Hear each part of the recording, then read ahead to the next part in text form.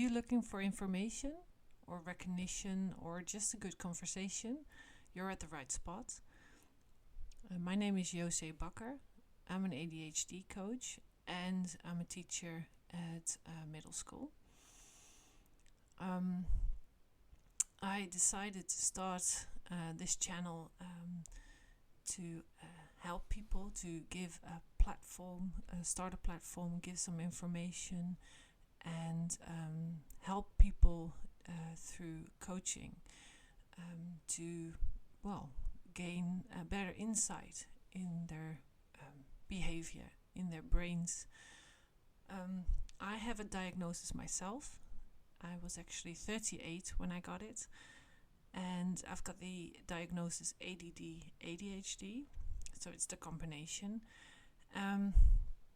And it happened after giving birth to my second child.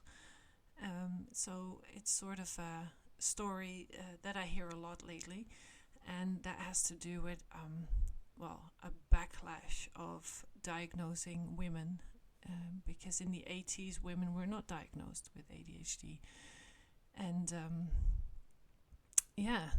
therefore I got my diagnosis quite late. So my story is, one of many, but is about struggle and about not understanding, not knowing what's going on. I always say I live my life with one foot on the gas and one foot on the brakes. And sometimes people do not understand that, but sometimes people think I'm not willing to, or they think I'm lazy. They think I'm too busy. Why are you doing all this? For who do you do all that? When I was a child, I was a nuisance because I did not sit still. And whenever I did sit still, I was so focused that they couldn't reach me. So they probably explained a lot to me, but I didn't get it. And then I felt that no one was telling me how things were going. So I remember my first remembrance of something like that was I got a book, and in the book there were signs, and it was a calculation, a math book, calculating, and I had no clue what to do with it. So I came up with numbers. The book was full of numbers, and I had no idea what was going on. And whenever I came up with the numbers, I put aside that book and I started reading again, because I was a quick reader. I started actually reading when I was in kindergarten already, or probably looking pictures most of the times, but I did recognize letters, and I started to understand what it said. So I was good in language, and I wasn't good in math or in numbers. They didn't say anything to me. They were too abstract. So I always said, no one explained to me what I was supposed to do with those numbers. So I went to special school. They told me I had dyscalculia, and I believed that. So I started to come up with tricks, and in the end, I realized I didn't have dyscalculia. I had a focus problem. So whenever I started to understand what I needed to do, there was no problem. But it took me a different road to get there, different way of approaching problems, of approaching learning methods. And whenever I got a hang of it, I understood what was going on. So then I decided I wanted to start helping kids like me. I started to recognize things in kids, and I thought maybe I can help them, because I got there in the end. It was a long road. I had a lot of people not believing in me. I had a lot of people believing in me as well, though. But there were a lot of people saying, why would you want to do a bachelor degree?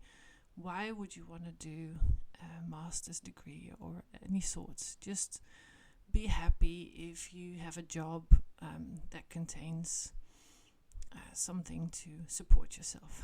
Basically, that's what they said. I wasn't smart enough to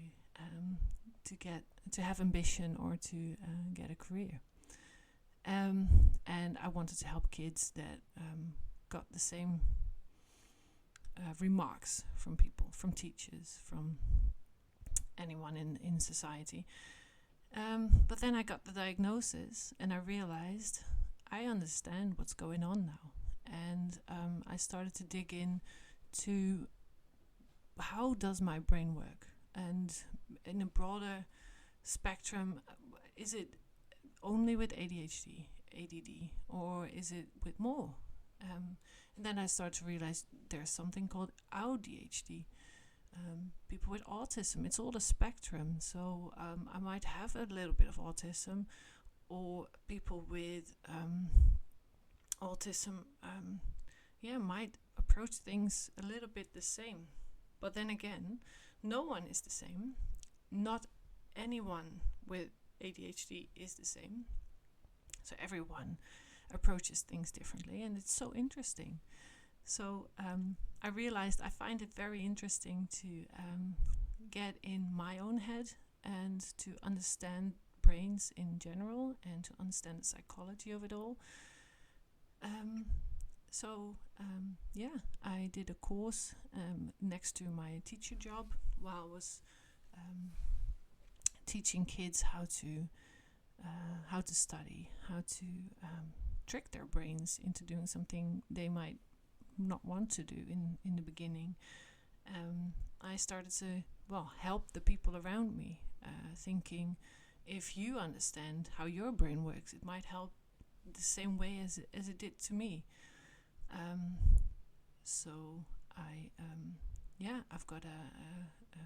I did a study for ADHD coach, and I started coaching people. And if I would coach you, I would, first of all, give you knowledge, because knowledge helps. And secondly, give you insight in your brain. So you set your goal where you want to go.